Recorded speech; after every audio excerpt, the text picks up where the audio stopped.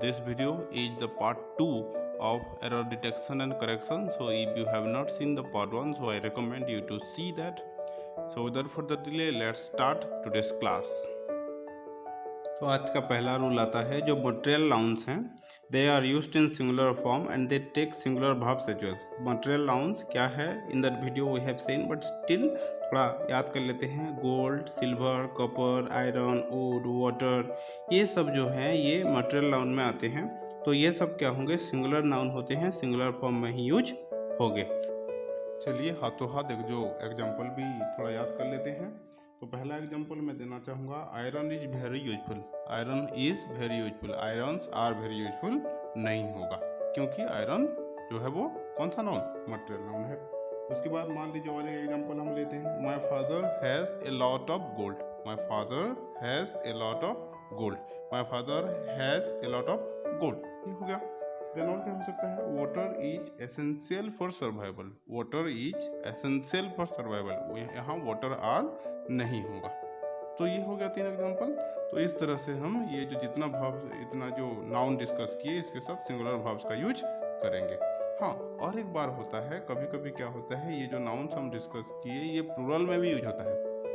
थोड़ा कंफ्यूज हो गए ना, nothing to worry about that. तो ये कन्फ्यूजन दूर करने के लिए तो मैं यहाँ हूँ। तो चलिए ऐसा वाला भी 1-2 एग्जाम्पल थोड़ा डिस्कस कर लेते हैं, इजी हो जाएगा। When such material nouns are used as plural, they become countables with changed meaning. From का मीनिंग चेंज हो जाता है। 1-2 एग्जाम्पल डिस्कस कर लेते हैं। The waters in this area are salty. मैंने क्या बोला, वाटर्स बोला। Here waters का मतलब पानी नहीं है, वाटर्स का मतलब क्या है, वाटर बॉडीज है। मान लीजिए तालाब है, वेल है, कुआं है, रिवर है, ये सब मिला लेने से इसको बोलते हैं वाटर्स। और एक एग्जांपल ले लेते हैं, द कॉपर्स आर न्यू। क्या बोला मैंने, कॉपर्स बोला। तो ये जो कॉपर्स है इसका मतलब यहाँ है कॉपर कॉइन। सो इसलिए मैंने क्या बोला, द कॉपर्स आर न्यू, इसका मतलब क्या हो गया, the copper coins are new. और एक एग्जांपल ले लेते हैं, the woods are lovely. Here woods का मतलब क्या हो गया, जंगल। ठीक है, और ज़्यादा एग्जांपल लेंगे क्या, नहीं, आपको बोर नहीं करूँगा, चिंता मत कीजिए।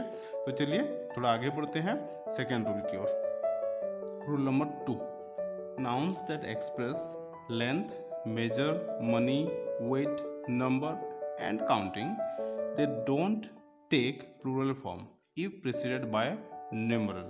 थोड़ा समझ लेते हैं। जो मेजर, मनी, वेट, नंबर या काउंटिंग, ऐसे जो नाउन्स हैं उनके सामने अगर एक नंबर आ जाता है 1 2 3 4 ऐसा, तो वो प्लूरल नहीं होंगे। अगर उनके सामने नंबर नहीं लगा तो वो प्लूरल है, अगर लग गया तो वो प्लूरल नहीं होंगे। नहीं, चलिए कन्फ्यूजन को फिर दूर कर लेते हैं कुछ एग्जाम्पल की हेल्प से। अरे हम तो सीधा एग्जाम्पल पे आ गए, कौन कौन से नाउन्स है वो तो डिस्कस किए ही नहीं। पहले क्या कर लेते हैं, ऐसे नाउन्स कौन कौन से हैं थोड़ा देख लेते हैं। फूड हो गया, मीटर हो गया, स्कोर हो गया, ईयर, डजन, 1000, 100, मिलियन, बिलियन, योग, टन, माइल, ये ऐसे कुछ नाउन्स हैं जिनके सामने अगर न्यूमरल आ जाता है तो वो सिंगुलर हो जाते हैं, और अगर न्यूमरल नहीं आता है तो वो प्लूरल होते हैं, लेकिन थोड़ा मीनिंग चेंज होता है, वो भी डिस्कस कर लेंगे। तो चलिए एग्जाम्पल की ओर बढ़ते हैं। तो पहला example, 5000 people died in the explosion. 5000 people died in the explosion. तो इसमें 1000 के सामने क्या लगा है, 5 लगा है, एक न्यूमरल लगा है, तो इसीलिए 1000 का प्लूरल नहीं हुआ। इस तरह से अलग एग्जाम्पल क्या लिख सकते हैं, 2 डजन, 5 ईयर, देन 3 फूड, नहीं ये सब कर सकते हैं, 1000, 5 मिलियन, 1 बिलियन, 2 स्कोर, ऐसा करके लिख सकते हैं। ये अगर उनके सामने न्यूमरल हो गया तो ये रूल है।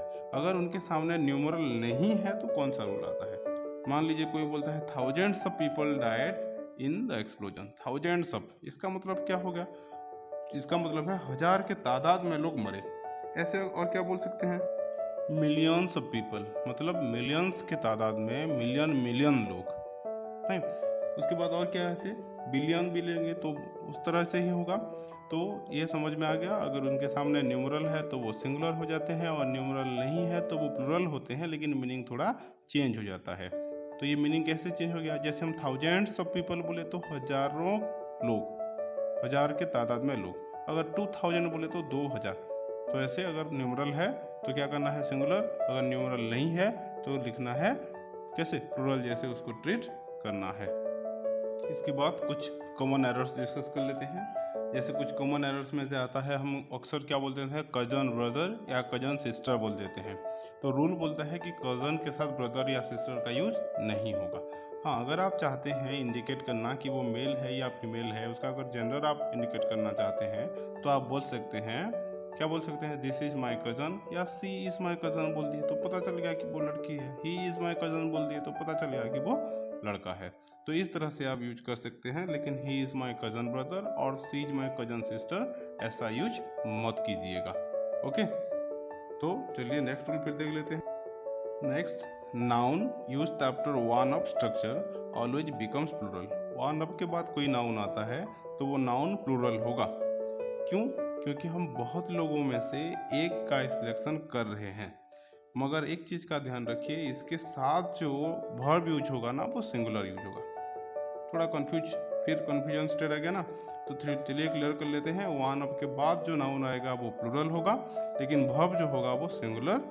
तो एग्जांपल है, one of my students is a doctor. मतलब क्या हुआ, वन ऑफ माय स्टूडेंट्स, मेरे स्टूडेंट्स में से एक स्टूडेंट डॉक्टर है। तो मैंने वन ऑफ के बाद क्या लगाया, माय स्टूडेंट्स लगाया। स्टूडेंट का प्लूरल फॉर्म स्टूडेंट्स हुआ, लेकिन वर्ब जो है वो क्या हुआ, इज लगाया।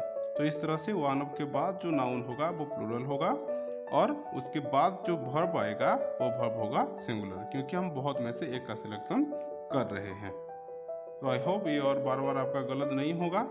और एक कन्फ्यूजन आता है डी नंबर और ए नंबर का, तो थोड़ा समझ लेते हैं। The number of students is 28, लेकिन a number of students are joining. पहले में द नंबर ऑफ स्टूडेंट्स था तो इज लगाए, दूसरे में ए नंबर ऑफ स्टूडेंट्स था तो आर लगाए। मतलब पहले में द नंबर जो हो रहा था वो सिंगुलर ट्रीट हो रहा है और दूसरे में प्लूरल ट्रीट हो रहा है। तो ये ऐसा क्यों? तो ये कन्फ्यूजन को चलिए दूर कर लेते हैं। तो जो पहला सेंटेंस है, the number of students is 28, इसमें जो गवर्निंग नाउन है ना वो है द नंबर, क्योंकि डेफिनेट आर्टिकल द के साथ यूज हो रहा है। इस सेंटेंस को थोड़ा अगर इजी कर लेते हैं तो क्या होगा, द नंबर इज 28। अब ऑफ स्टूडेंट्स जो है वो एडिटिव लाइन है, तो द नंबर इज 28, इसीलिए क्या हुआ, इज का यूज हुआ। अब सेकेंड सेंटेंस समझ लेते हैं।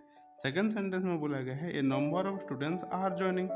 तो ए नंबर ऑफ स्टूडेंट्स जो है ये खुद में एक पूरा नाउन नहीं है जो कि गवर्न कर सकता है एक सेंटेंस को।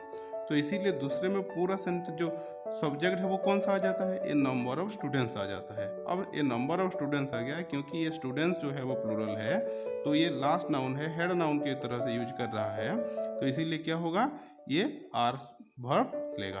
तो ए नंबर ऑफ स्टूडेंट्स जो फ्रेज बना वो नाउन का फ्रेज, उसका हेड नाउन कौन सा हुआ, स्टूडेंट्स।